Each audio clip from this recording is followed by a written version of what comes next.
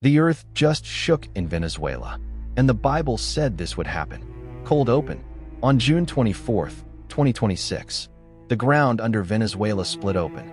Not once, twice, 39 seconds apart. The first one hit at 6:04 in the evening.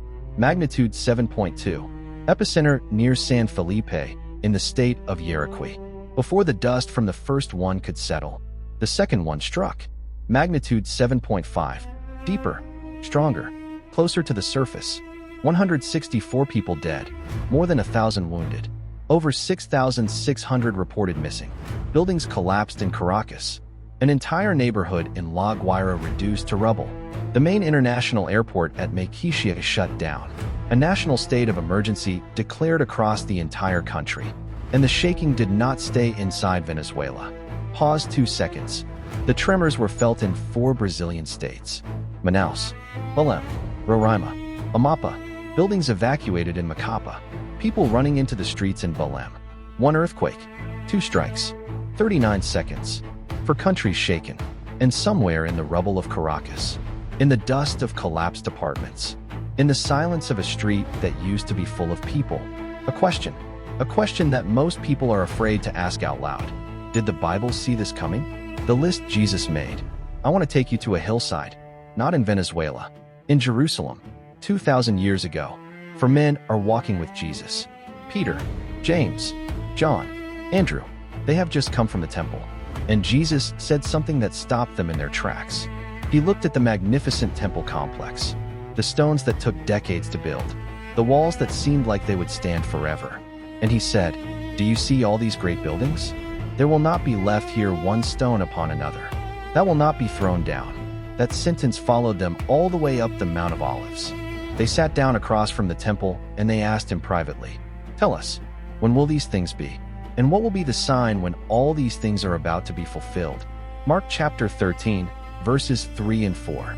And Jesus answered them, not with symbols they could not understand, not with vague poetry, with a list, specific, ordered, designed to be recognized. And Jesus answering them began to say, "Take heed lest any man deceive you. For many shall come in my name, saying, I am Christ, and shall deceive many. And when ye shall hear of wars and rumors of wars, be ye not troubled, for such things must needs be, but the end shall not be yet. For nation shall rise against nation, and kingdom against kingdom. And there shall be earthquakes in diverse places, and there shall be famines and troubles. These are the beginnings of sorrows." Mark chapter 13, verses 5 through 8. Read that list one more time.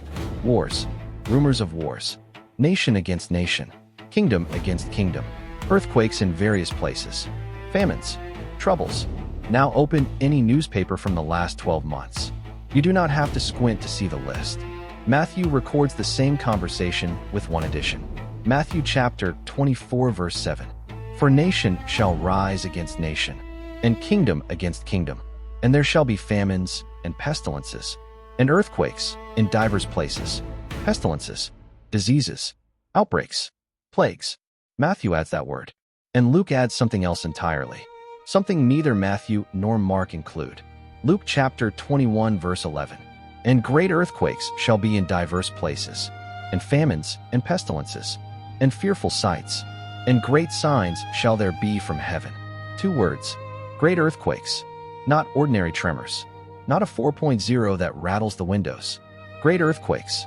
The Greek word Luke uses is megas. We get the English word mega from it. Massive, enormous, overwhelming in scale. A 7.2 followed 39 seconds later by a 7.5. Collapsing buildings in a capital city, felt across 4 nations on a single evening. That is megas. And then Jesus gave the entire list a name. These are the beginnings of sorrows. The word sorrows in the original Greek is odenon. It is the word for the contractions of a woman in labor. Think about what that means. A contraction is not the death of the mother. A contraction is the signal that something is coming. Something that has been growing in the dark is about to enter the light. Contractions are painful. They are real. They are not imaginary. And they increase in frequency and intensity. The closer you get to the moment of birth. Jesus did not call these events the death of the world. He called them the birth pains of a new one. Not signs that everything is ending. Signs that something is beginning. what Luke saw that others missed. I want to stay in Luke chapter 21 for a moment, because Luke records details the other gospel writers do not. Luke chapter 21 verses 25 and 26. And there shall be signs in the sun, and in the moon, and in the stars. And upon the earth distress of nations, with perplexity, the sea and the waves roaring, men's hearts failing them for fear, and for looking after those things which are coming on the earth. For the powers of heaven shall be shaken. Read that passage slowly, because every phrase in it is a portrait. Distress of nations with perplexity. The Greek word for perplexity is aporia. It means no way out, no solution visible. Every expert has tried every answer, and the problem remains. That is not the description of a world that has things under control.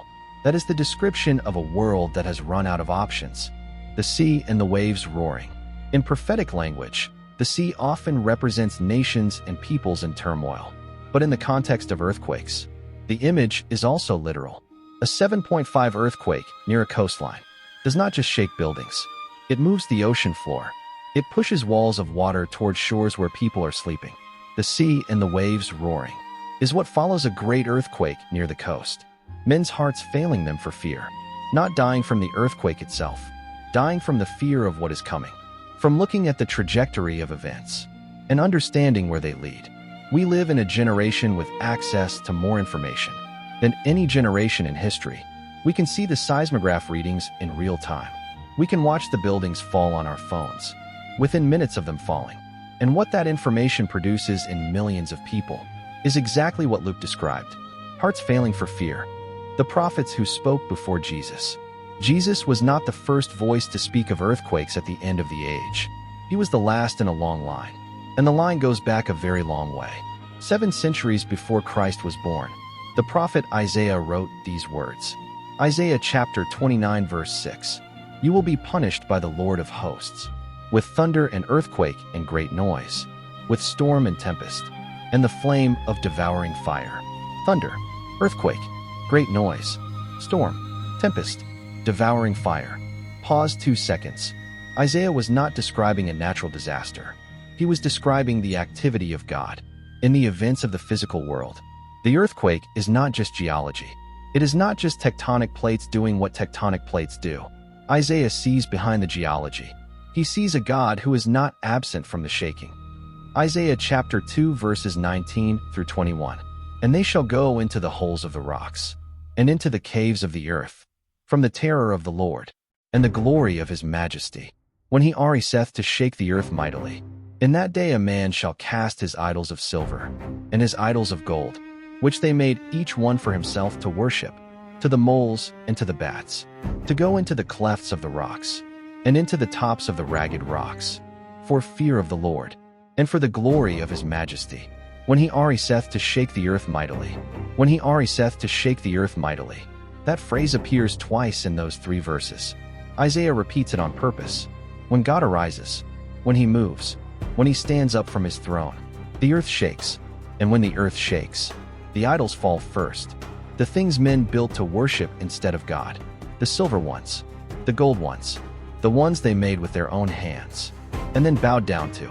Isaiah says when the shaking comes, men will throw their idols to the moles and the bats.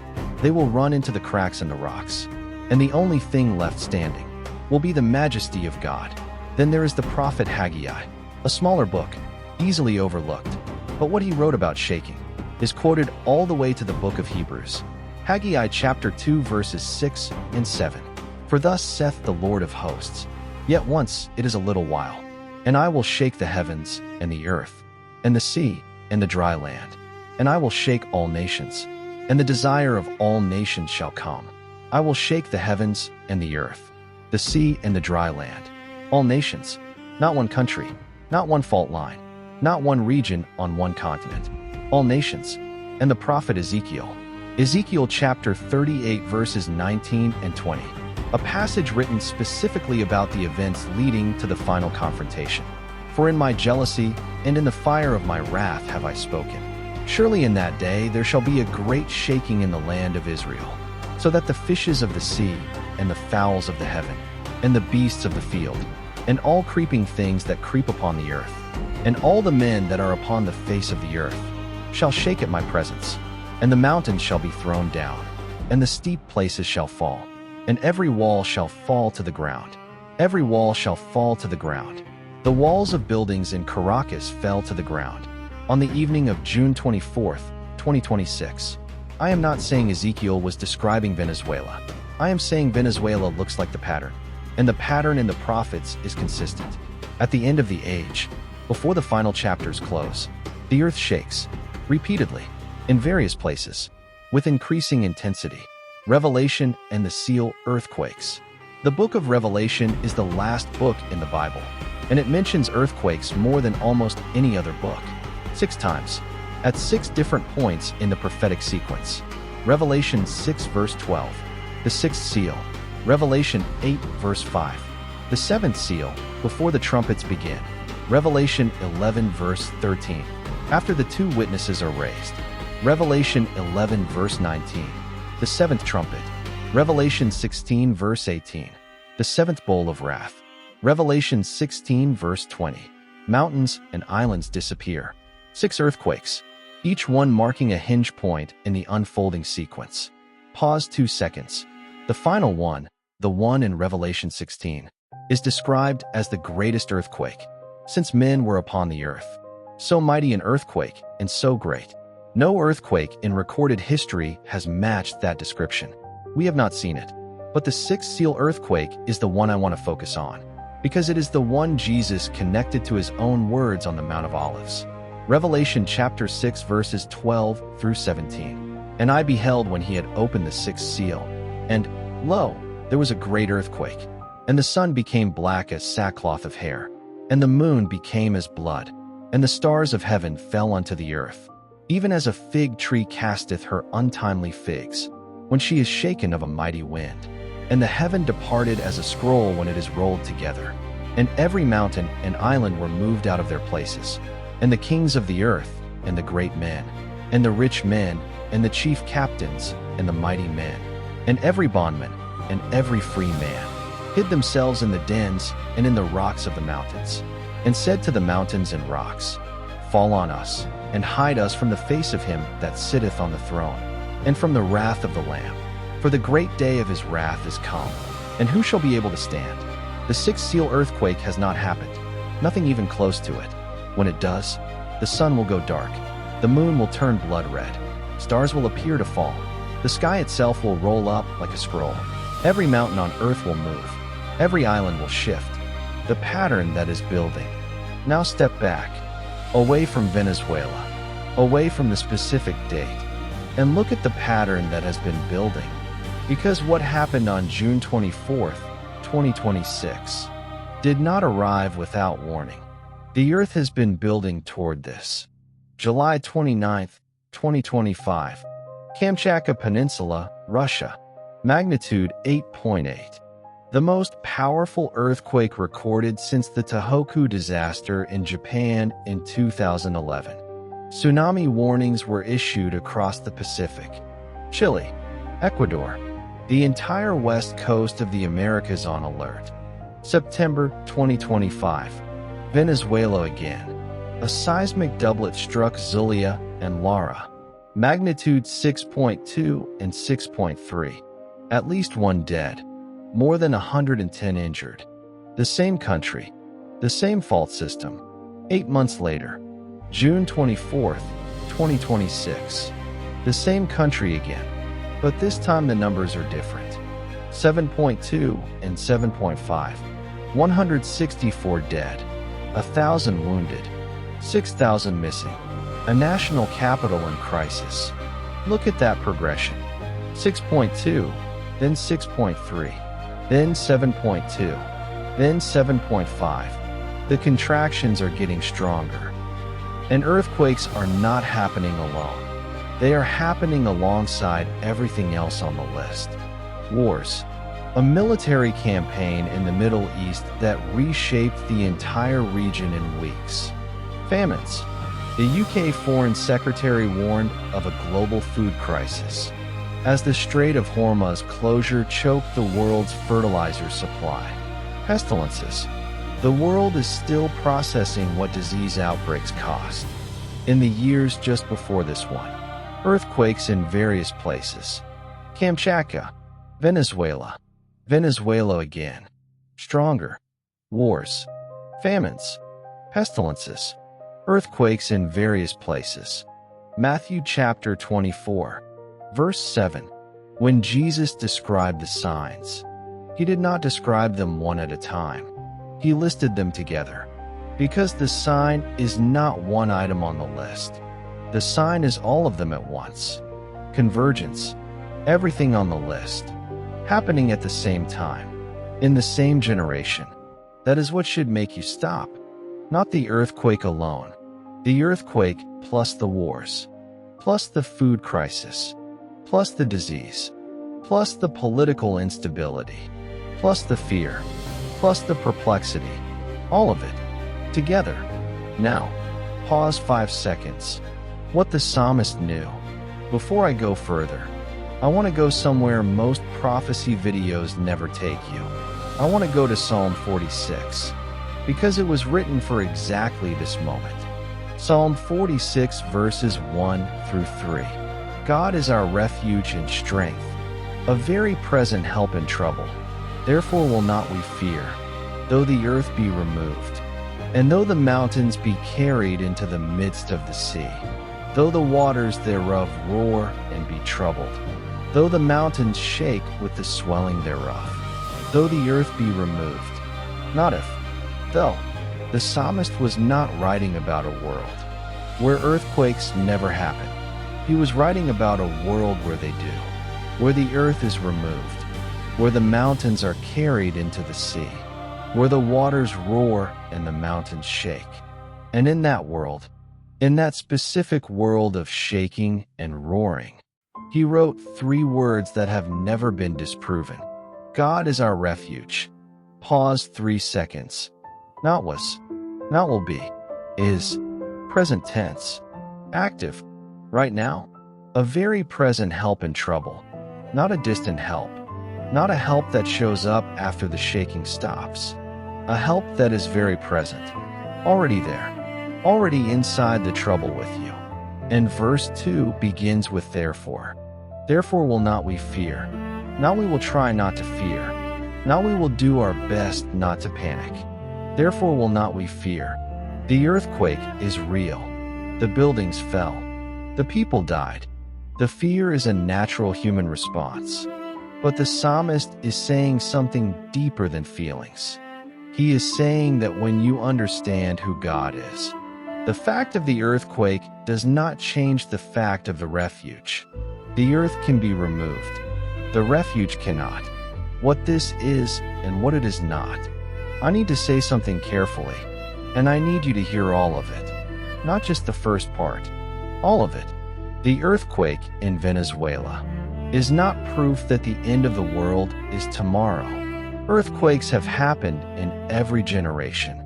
The Lisbon earthquake of 1755 killed 60,000 people in 6 minutes. The 1556 Shaanxi earthquake in China killed 830,000. The 1906 San Francisco earthquake leveled a city. Every generation has looked at its disasters and wondered if they were living at the end. Some of those generations were wrong about the timing. Jesus himself said it plainly. When you hear of wars and rumors of wars, be not troubled. The end is not yet. And in Matthew 24 verse 36, he said something that no one should step over.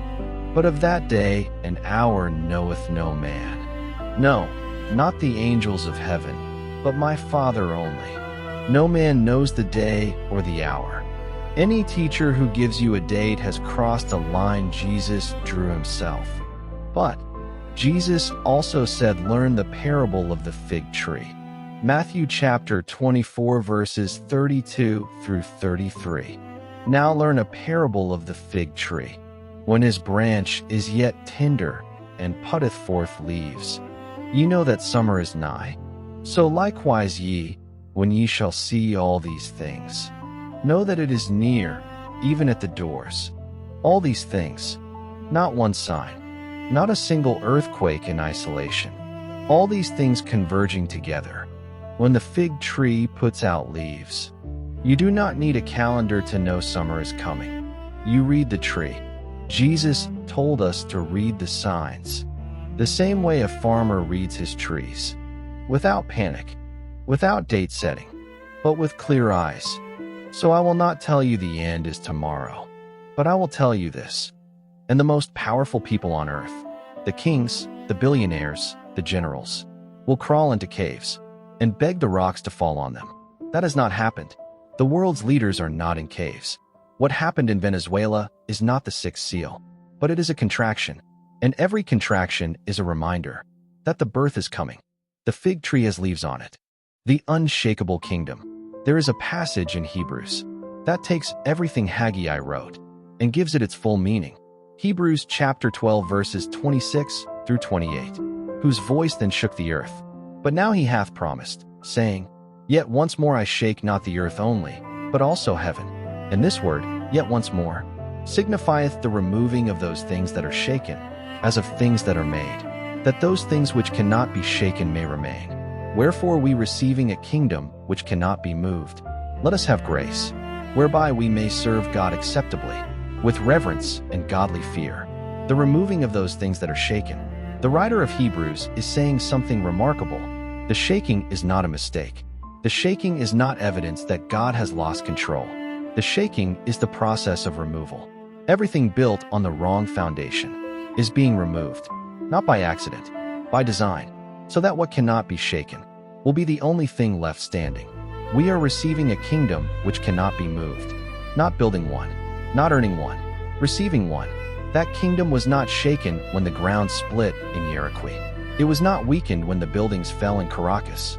It did not lose one stone when 6,000 people went missing in the rubble of a national holiday. The things that shook were things made by human hands. The kingdom that cannot be moved was not made by human hands. The question underneath the earthquake: 164 people woke up on June 24th, 2026, and did not see the sun go down. They had plans, dinners to cook, children to put to bed. It was a national holiday, the anniversary of the Battle of Carabobo. Stores were closed. Families were together. At 6:04 in the evening, the ground shook, and 39 seconds later it shook again. Harder. More than 1,000 people are in hospital beds.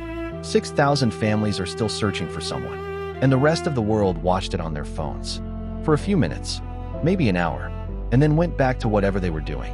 But the Bible does not let us do that. The Bible does not let the earthquake be a news story that passes through our feed and disappears, because Jesus used events exactly like this one to ask a different kind of question. Not what caused it, not who is to blame, not how do we rebuild. The question underneath every earthquake, underneath every war, underneath every famine and pestilence, is always the same question. Are you standing on something that cannot be shaken? Because the things that can be shaken are being shaken, and what remains when the shaking stops is the only thing that was ever worth building your life on. The ground shook in Venezuela, and the Bible said this kind of shaking would come. Isaiah said it 7 centuries before Christ. Haggai said it 5 centuries before Christ. Ezekiel said it 6 centuries before Christ. Jesus said it 2,000 years ago. John wrote it in Revelation. They were not trying to terrify us. They were trying to prepare us. The contractions are real. The frequency is increasing. The pattern is not hiding. But the point was never the earthquake. The point was always the question underneath it. Not when will the shaking stop. Are you in the kingdom that cannot be moved? Because that kingdom has room. It has always had room. And the door is still open.